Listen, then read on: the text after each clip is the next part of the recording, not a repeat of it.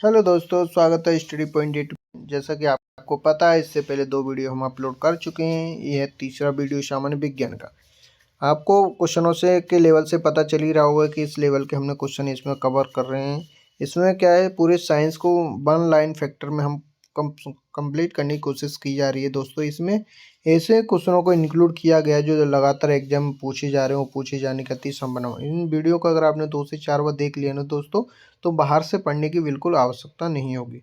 तो वीडियो को स्टार्ट करते हैं दोस्तों। आपका फर्स्ट क्वेश्चन है, प्रकाश संश्लेषण का प्रथम स्त्री यौगिक क्या है? तो ये फॉस्फोग्लिसरिक अम्ल होता है। अगला क्वेश्चन दोस्तों, राजोपम पादप का भूमिगत प्रारूप क्या है? तना है। तना राजोजोम पादप का भूमिगत प्रारूप कहता है, एक तना रहता है। अगला क्वेश्चन दोस्तों, दलहन के जड़ में पाए जाने वाला जीवाणु कौन सा है? राइजोबियम। राइजोबियम पाया जाता है जो कि दलहन के जड़ में पाया जाता है। पौधे नाइट्रोजन ग्रहण करते हैं तो ये नाइट्रेट के रूप में ग्रहण करते हैं। जो पौधे होते हैं जो नाइट्रोजन को ग्रहण करते हैं तो किसके रूप में करते हैं? नाइट्रेट के रूप में। पादपों में जल तथा खनिज लवणों का संचालन कौन करते हैं? जाइलम। जाइलम का कार्य रहता है जो जल और खनिजों को पूरे पादप में फैलाने का कार्य करते हैं। अगला क्वेश्चन दोस्तों, पादपों में बना खाद्य पदार्थ पौधे के विभिन्न भागों तक कौन पहुंचाता है? ये पहुंचाता है फ्लोएम। यानी फ्लोएम यानी कि फल जो खाना बन जाता है उसको पौधे के प्रत्येक अंग में पहुंचाने का कार्य कौन करता है? फ्लोएम करता है। और जालम यानी कि जल नीचे से खनिजों को ले जाने के शरीर के पूरे हिस्से में पहुंचाता है जिससे भोजन तैयार होता है। अगला क्वेश्चन दोस्तों, वह यंत्र जिसके द्वारा तने की वृद्धि दर नापी जाती है वो कौन सा रहता है? ऑक्जेनोमीटर। ऑक्जेनोमीटर के द्वारा तने की लंबाई मतलब तने की वृद्धि मापी जाती है। अगला क्वेश्चन दोस्तों, आत्महत्या की थैली किसे कहा जाता है? लाइसोसोम को कहा जाता है। लाइसोसोम का कार्य क्या रहता है? जिससे लाइसोसोम के अलावा जो अन्य बहुत सारी कोशिकाएं रहती हैं जो कार्य नहीं करती हैं, जल जाती हैं, मतलब यानी कि खत्म हो जाती हैं, खराब हो जाती हैं, तो उसके बाद लाइसोसोम क्या करता है? लाइसोसोम क्या करता है? ये आसपास की जो कोशिकाओं को ये स्वयं फट जाता है और आसपास की सभी कोशिकाओं को जला के राख कर देता है। इसलिए लाइसोसोम को आत्महत्या की थैली कहा जाता है, जो स्वयं खत्म होकर अन्य कोशिकाओं को भी खत्म करने का कार्य करता है। अगला क्वेश्चन दोस्तों, लाइसोसोम की खोज किसने की थी और कब की थी? तो ये की थी डी डोबे ने 1958 में लाइसोसोम की खोज की थी।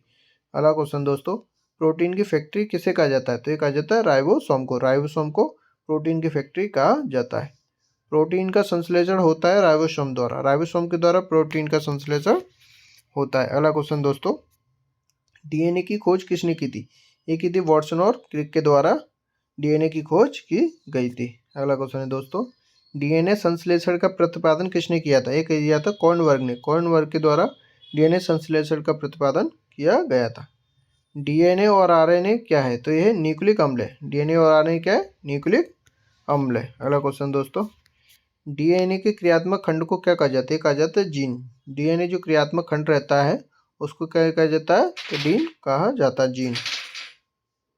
डीएनए का डबल हेलिक्स मॉडल को किसने बनाया था? ये बनाया था वाटसन और क्रिक के द्वारा ही डीएनए का डबल हेलिक्स मॉडल को तैयार किया गया था।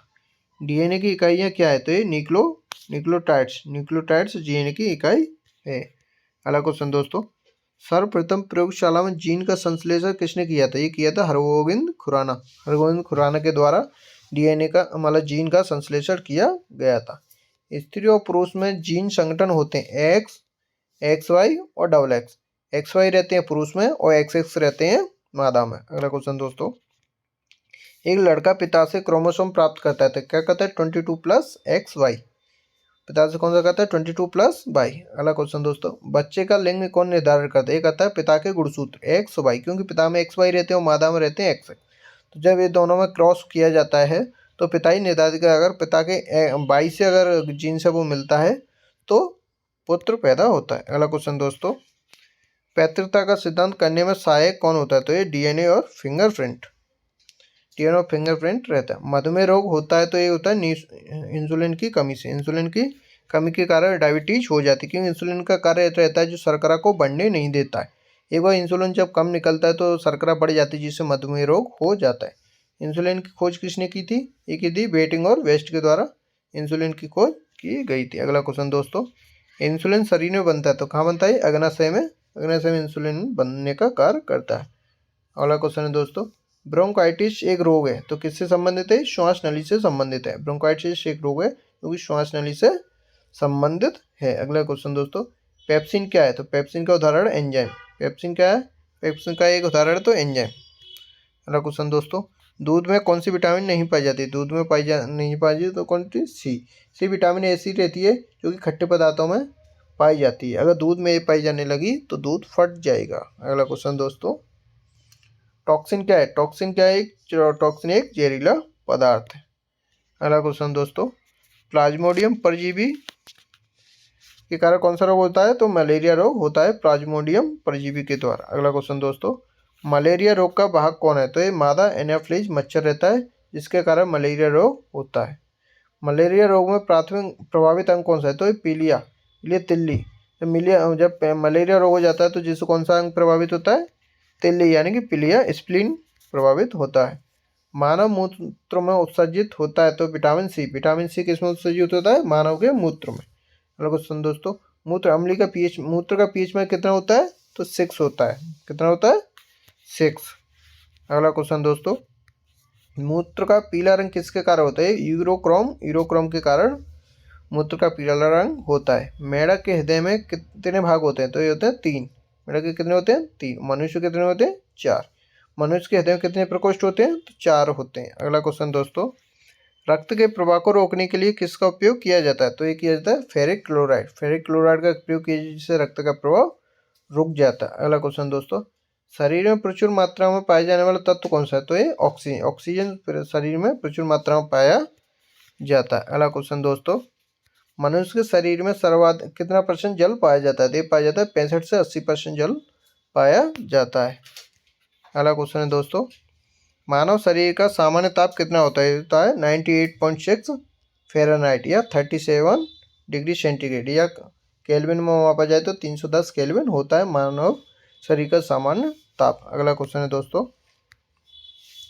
मनुष्यों में मेरुदंड से कितनी जोड़ी तंत्रिका तंत्र निकलती हैं? तो ये निकलती हैं 31 जुड़ी रहती हैं। अगला क्वेश्चन दोस्तों, गुणसूत्र यानी कि क्रोमोसोम की खोज किसने की थी? ये की थी वाल्डेयर ने। वाल्डेयर के द्वारा क्रोमोसोम की खोज की गई थी। गुणसूत्रों का निर्माण किससे होता है? तो ये क्रोमेटिन नामक एक पदार्थ पाया जाता है जिससे गुणसूत्रों का निर्माण होता है। मनुष्य में क्रोमोसोम की संख्या कितनी होती है? 46 यानी 23 जोड़ी क्रोमोसोम पाए जाते हैं। अगला क्वेश्चन है दोस्तों, जीवन की सबसे छोटी रचनात्मक पूर्ण कार्यात्मक इकाई कौन सी? तो ये कोशिका है। कोशिका को जीवन की सबसे छोटी रचनात्मक एवं कार्यात्मक इकाई कहा जाता है। सबसे छोटी जीवित कोशिका कौन सी है? तो ये माइकोप्लाज्मा। माइकोप्लाज्मा सबसे जीवित छोटी कोशिका है। अगला क्वेश्चन दोस्तों, शरीर की सबसे लंबी कोशिका कौन सी है? तंत्रिका तंत्र की। तंत्रिका तंत्र की शरीर की सबसे लंबी कोशिका है। अगला क्वेश्चन दोस्तों, तंत्रिका तंत्र की रचनात्मक एवं क्रियात्मक इकाई कौन सी है? न्यूरॉन। न्यूरॉन यानी कि मस्तिष्क में पाई जाती है तंत्रिका तंत्र। तंत्रिका तंत्र की रचनात्मक तथा क्रियात्मक इकाई कौन सी है? तो ये न्यूरॉन होती है। अगला क्वेश्चन दोस्तों, कोशिका का शुद्ध निर्माण किसने किया था? कोशिका की खोज किसने की थी? तो ये की थी रॉबर्ट हुक के द्वारा कोशिका की खोज की गई थी। अगला क्वेश्चन दोस्तों, कोशिका का आनुवंशिक पदार्थ क्या है? कोशिका का आनुवंशिक पदार्थ है डीएनए।